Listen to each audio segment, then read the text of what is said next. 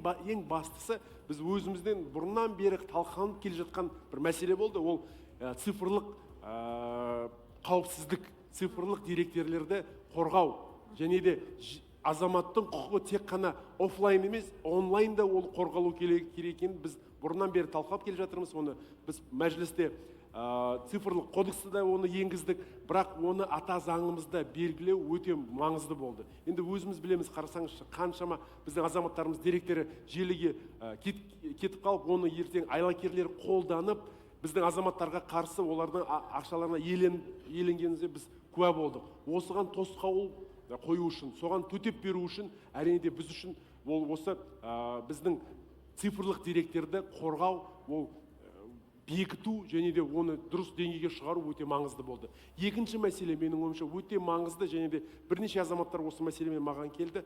Ол жекеменшік үйін, адам баспанасын қорғау. Оны соттың шешімісіз ешкімді үйден шығаруға құқығы жоқ екендігін бекіту. Бұл менің ойымша өте маңызды.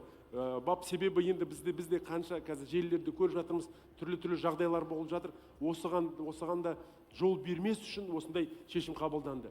Үшіншісі менің ойымша өте маңызды, және де нақты біздің конституциямыздың талқылау барысы осы үшінші мәселенің қарастырылғаны және де енгізілгенінің көрсеткіші. Ол үшінші бапта халық ашықтық және халықпен кеңесу деген. Халықтың ең басты талабы біздің пікірімізді, біздің ойымызды, біздің ұсыныстарымызды қарастырыңыз деген.